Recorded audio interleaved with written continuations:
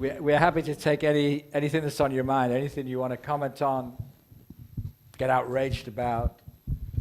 Do you have to be special, or anyone can be like that, having that enthusiasm? Definitely, yeah. I don't think Jose Mourinho, there's only one special one, right? Then the rest of us are just sort of average.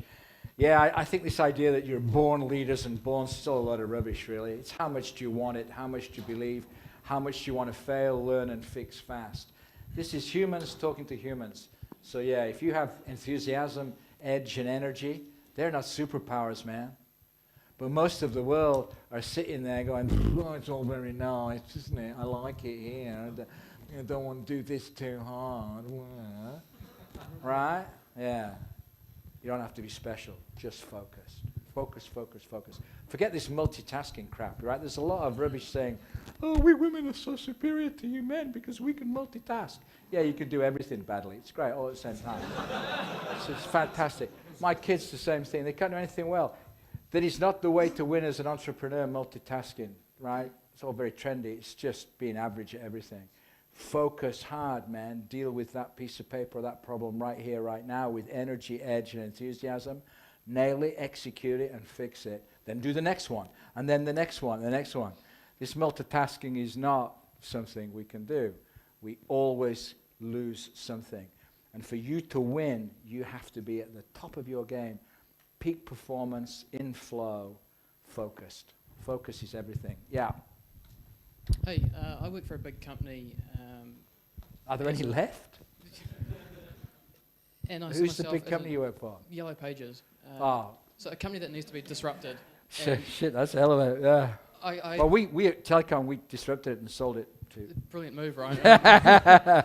We're stuck with that, so the legacy of that, a company that needs to be disrupted. I'm a disruptor, an entrepreneur, and clash with management and get offside. Yeah. Is there hope for me, or do I need No, to leave. Leave. Because it's, first of all, you clash with management, right? So who needs them, right? They're not going to listen to you, are they? Because they are management. They've overpaid for the asset.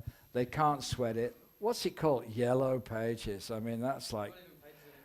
Yeah, right. I mean, yellow. I mean, I saw that, and I'm like, well, what's that? Yellow. Who do you work for? I work for Yellow. It's like playing for the Wallabies. You have to wear yellow shirts, right? Greg's gone. It's good. Yeah. I mean, it's very hard to disrupt from the bottom up. Very hard, right? Because they're protecting and they're defensive, and the abominable moment is wherever you look at. And the business, and it's hard work. The rewards for that disruption for you. punishment and stress. Right. Just, stop it. Where's the joy? Are they giving you responsibility, learning, recognition, and joy? Responsibility, no joy, no recognition. All right? And they're probably not learning. They're learning more from you. They're trying to teach you the stuff that doesn't work, because that's what learning is in big companies. This hasn't worked for years, and this is the way we do it here. Now you learn it. What? Yeah, responsibility, learning, recognition, and joy. Don't even compromise for 1 second. Yeah. Yes, sir. Have you got any pearls of wisdom for companies with small teams of people, or a small team of people Yeah, that are trying to do big stuff quickly. Yeah, actually, you don't. Big, small doesn't matter. Be fast. Be lightning fast.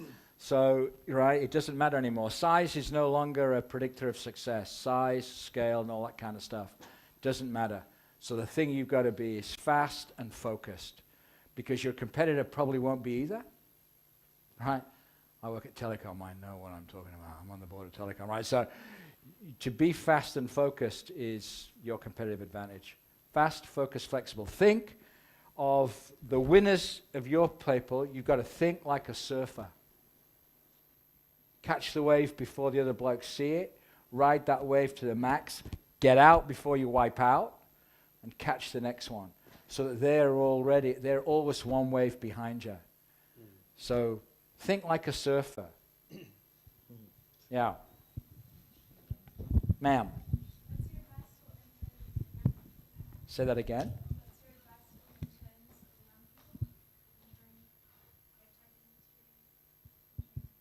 Yeah. My advice is follow your heart. Make the big decisions with your heart.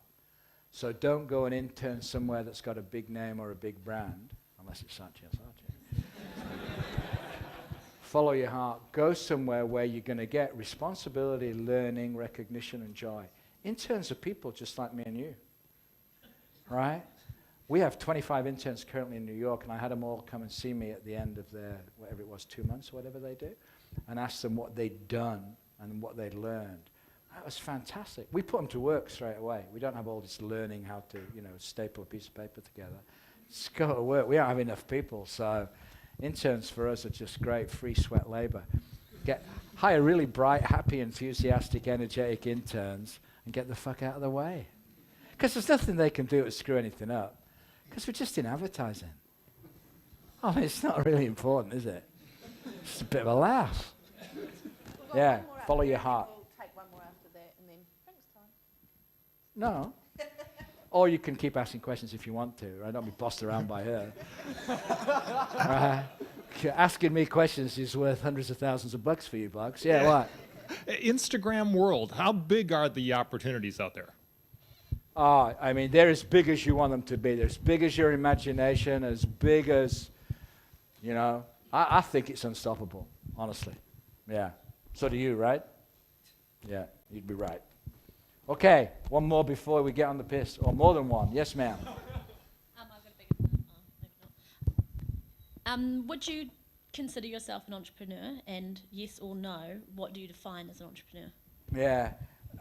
I think entrepreneurs are starters and builders, right? Starters and builders. And I'm an inspirer, and I'm a disruptor. So I wouldn't class myself as an entrepreneur. I hold entrepreneurs up in... I have an entrepreneurial business with my wife, right? We have a joint venture, but we have it with Estee Lauder. We have 5 Mac stores, Joe Malone and Bobby Brown. So we've took out all the entrepreneurial risk, right? So I hold entrepreneurs in high esteem because they're the people that change worlds. I try to improve people and worlds. Entrepreneurs change them. So I think they're starters and builders, and I'm probably an inspirer and improver. Wish I was an entrepreneur. Yeah. Just thinking about, you're talking about and imagining that in 10 years, what you're saying has been taken on by more people. Yeah. Then imagining all of our brains adapting to live in that world and being extra stimulated. How great it would be. Where are we going? Yeah. We're just going into more and more fun, more and more work-life integration, less and less. So we're going to all be, the people that do this, there's going to be 1 or 2% of people who do this, they're going to be fundamentally, inexorably happy and optimistic. What this world needs more than anything is one thing, which is growth. We have no growth, right? Growth solves all ills, really, because it closes the gap between haves and have-nots, reduces conflict, gets politics out of the way, right? And growth comes from you kind of people. Growth comes from optimism and going against the odds and doing shit that people can't do. So it should get to be a happier, less tense, no wars place, I hope. Yeah, sir. Yeah, this takes a lot of energy. Where do you draw your energy from? This is very energizing for me. That's why I don't want to go onto the piss right now. I'll have dinner with John Kerwin tonight, which will be very energizing because I'm going to listen to him how he's going to transform the Blues into a team that might win a game. And this is inspirational for me because I see your faces and I see the lights go on and I see the notes that you take. And I know you're going to take, I don't know, one thing I've said or 2 things that I've said, and you're going to be better tomorrow. That's unbelievably inspirational to me. Unbelievable. Because my dream is to make the world a better place through business, because it's the only thing I know. And the way I do that is through talking to people, getting the power of 1,000, hoping that you're just going to go out and do that, rather than talk to corporates and governments who I've got no time for. So that inspires me. Yeah. Okay, time to go. We can say thank you first. Kevin is staying, I believe, for a little while to have a beer out there. Oh, things are looking up. Hey, thanks all very much, for giving up your time and coming. We really appreciate it.